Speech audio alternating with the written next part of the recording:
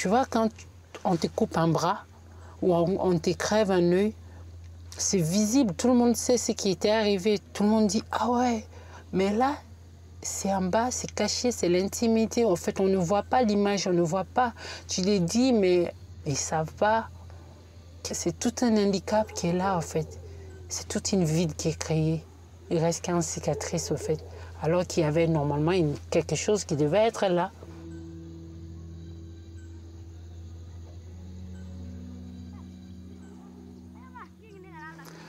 Je m'appelle Assetou, j'ai 32 ans. J'ai été excisée à Bamako chez ma grand-mère paternelle. Ma mère n'était pas au courant, mon père non plus. En fait, je crois que mon père n'était pas au courant.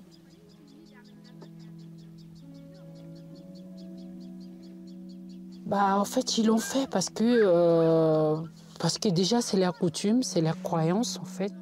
Donc, pour eux, c'était bien pour moi parce que c'est pour me rendre pure, c'est pour me rendre bien. Aussi, en fait, quand j'ai demandé un jour à ma grand-mère, elle dit c'est pour te rendre moins frivole en fait, dans le futur, parce que les femmes non excisées sont frivoles. Ce qui n'est pas vrai, en fait, que j'ai compris avec l'âge adulte. C'est pas forcément le fait de ne pas être excisé que tu vas sauter sur tout ce qui bouge, en fait. Voilà.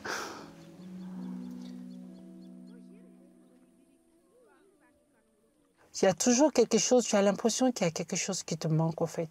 Et même quand tu es avec un homme, tu es toujours complexé avec ton corps, ou que la personne descend pour essayer de te faire en bas, et tu le repousses directement. Tu ne veux pas que la personne voie en bas. Tu ne veux pas qu'il te voie là. Peut-être qu'il peut faire ce qu'il veut en haut, pas la tête là-bas.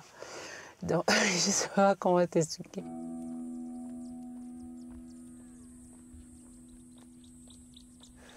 Je ne ressentais pas vraiment du plaisir, en fait. Bon, je ne sais pas comment c'est avoir ça, mais sans ça aussi, tu fais semblant pour garder ton couple. Tu dois essayer de gémir. Comme par exemple, on a l'habitude de le voir dans les films et tout, j'essaie d'imiter ces trucs-là, mais en réalité, tu ne sens rien pour la personne, en fait. Puis c'est le but de l'excision, c'est pour te castrer, c'est pour te rendre inférieur, vraiment inférieur à l'homme. C'est pour que tu sois maté par l'homme, justement, ne pas être au même égaux de plaisir que l'homme.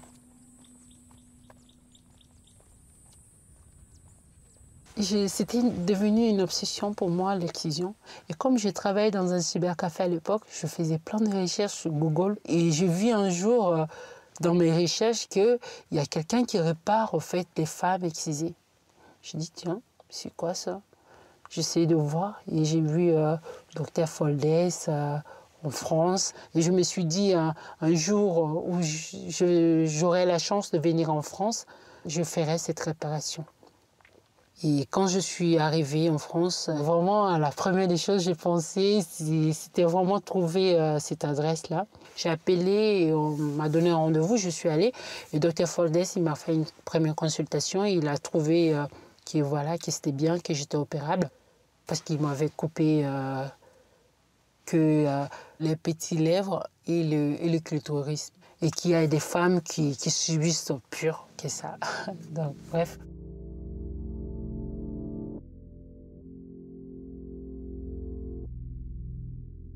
Ben, le problème est qu'après, j'ai eu peur parce que j'ai commencé à avoir peur pour passer à l'opération, en fait.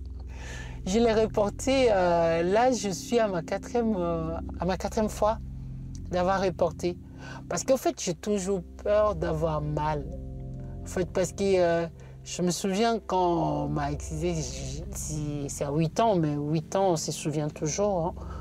Et tu te rappelles que tu avais du mal à marcher, tu avais du mal à faire pipi, tu avais du mal à faire ainsi de suite. Et il y a tout ça qui me fait peur, j'ai tout ce mélange de peur en moi.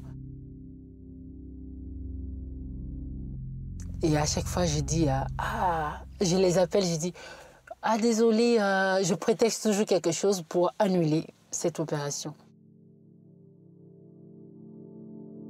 malgré la peur, comme le sentiment en fait, de me réapproprier de mon corps est plus fort, je crois que je vais l'affronter, je vais le faire. Pour les dire qu'ils n'ont plus le droit sur ma vie.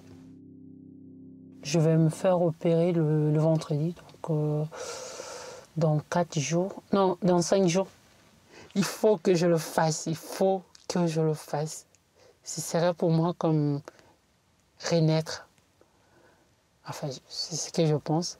Et j'espère que c'est comme ça.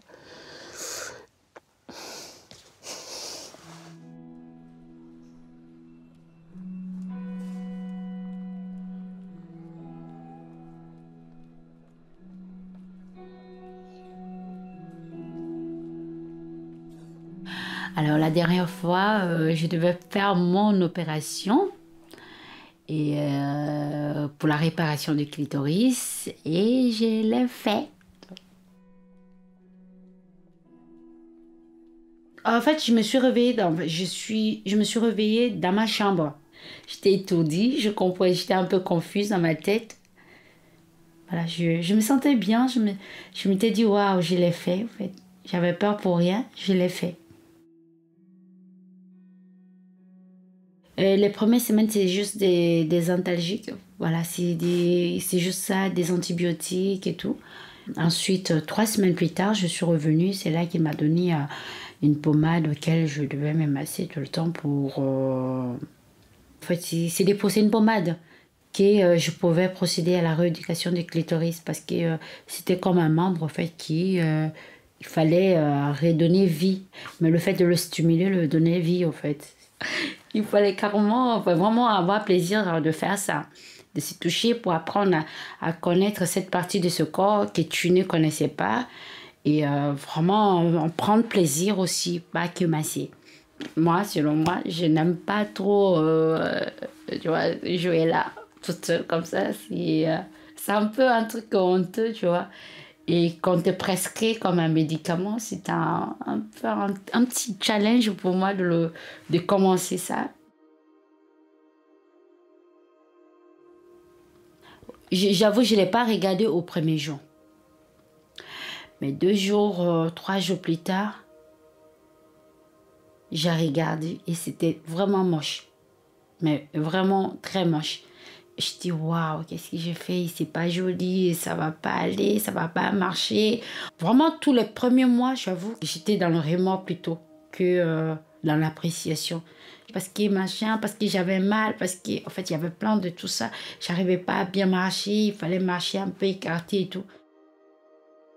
Mais c'est vraiment à partir des 5e semaine, 6e, que je commençais un peu à ressentir maintenant les bénéfices de ça. Et ensuite, j'ai rencontré quelqu'un et les choses se passent super bien. Je ne sais pas si c'est parce que lui, il sait s'y prendre ou c'est moi.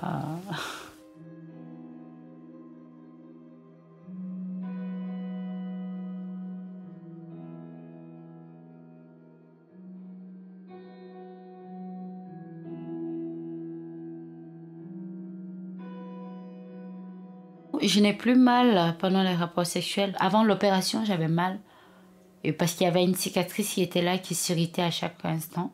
Mais depuis que j'ai fait l'opération, ça me fait plus mal. Je ressens vraiment beaucoup, beaucoup, beaucoup de plaisir et c'est très différent de comme je connaissais mon corps dans les temps.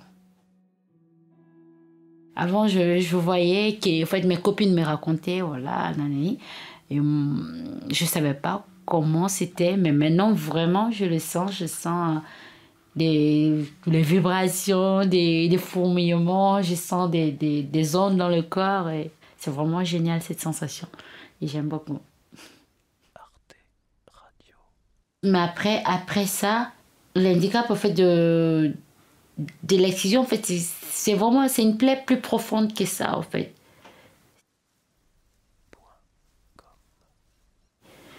C'est vraiment avec le temps que tu peux changer tout ça en fait. Tu dois vraiment travailler toujours encore et encore dans ta tête pour te dire que ça c'était le passé et que tu avances vers l'avenir